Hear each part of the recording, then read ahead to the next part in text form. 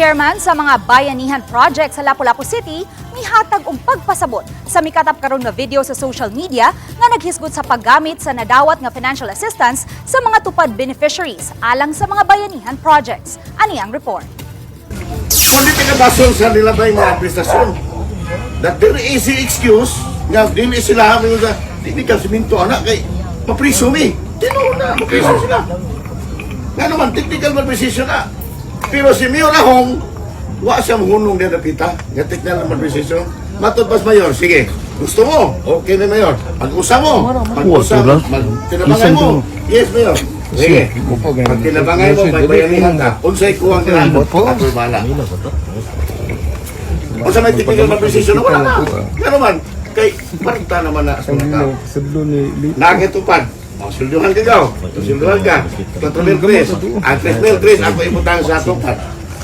O sa may technical malprecision na wala na. Tipik kini sa video nga gipost sa social media page sa tattoo artist nga si Humphrey Elvira. Diin makita ug madungog si Kanhulaw Barangay Captain Rufo Biring nga mihatag og pagpasabot kabahin sa Bayanihan Project.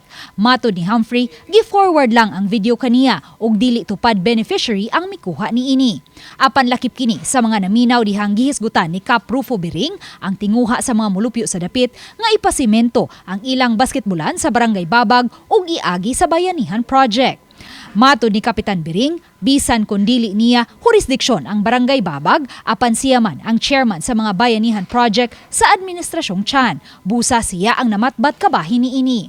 Gipasabot ni Kap Biring nga matag higayon nga adunay suliran sa barangay nga dili mamahimong magamitan og pondo sa gobyerno, pangitaan kini nila og pamaagi nga masolusyonan pinaagi sa bayanihan o ang pagtinabangay sa mga mulupyo sa dapit sama na lang sa pagpasimento sa mga daan sa interior nga bahin sa barangay.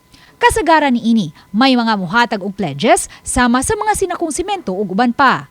Aduna usay uban nga matod ni Kap Biring, andam usab nga modunar kay makabinipisyo man sila sa maong proyekto apan way ikahatag nga salapi. Moingon sila nga, Mayor, ganahan unta mi ana or Kap, ganahan unta mi mutabang, wa lang gid mi ikahatag.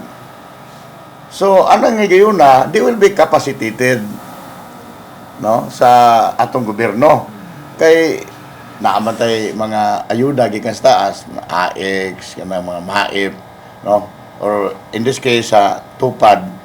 Unya, moingon mga tao nga Mayor or Kap, willing may mo tabang o i-enroll na mi anang tupad.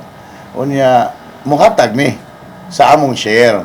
O, uban gani ma'am, gusto gani sila ihulot lag hatag. Sa pangutana, nga priority bang himuong beneficiary sa tupad ang mga mulupyo sa dapit nga anda motabang sa mga bayanihan projects, kini ang iyang pagpasabot. Sa area nga dunay na problema sila sa ilang kalsada, lapukon kayo gyud, gabi gyud ang mga estudyante, mga trabante, lapukon gyud. Di gyud sila maguban gyud, madakdak na. Oh, mo to sila ang mutawag na mo, makid-meeting. So, adto sa area pod, dito kuhaon na to ang mga beneficiaries nga willing mo hatag sa ilang share. In fact, voluntarily. Dugang ni Kap Biring, may mga higayon usab nga gikan mismo sa personal nga salapi sa mayor ang ipuno sa kuwang sa proyekto ug bisan siya nakahatag usab gikan sa iyang kaugalingong bulsa.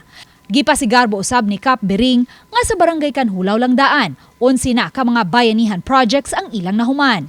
Ug kasamtangang gitrabaho karon ang pagpasimento sa kanhilapukon nga daan nga nagtadlas sa Purok Saging, Sambag ug Tambis. Usa sa mga tupad beneficiary sa dapit, si LV Baril, kinsa lakip sa nawadan og trabaho sa miaging tuig, human mihunong ang operasyon sa gitrabahoan niyang kompanya sa Cebu Light Industrial Park. Matod ni LV, sa 4,680 pesos nga nadawat, 2,600 pesos ni ini ang iyang gidonar sa Bayanihan Project sa ilang dapit kay buot niyang mapasimento ang ilang agianan nga hilabihang kalapukon ilabi na matag higayon nga muuwan. Yan ang katusang nagpang-leader nga willing ba kuno mi kumuta kanang itabang ang among kuan sa tupad ikuan sa kalsada mo to among gingnan nga willing lang mi kay tungod ra man sa among kayuhan dili man nga sa usara sa tanan man nga pagkuanan ning kalsada. Uban ni Marlon Malgazo, Lou and Merondina, Balitang Bisdak.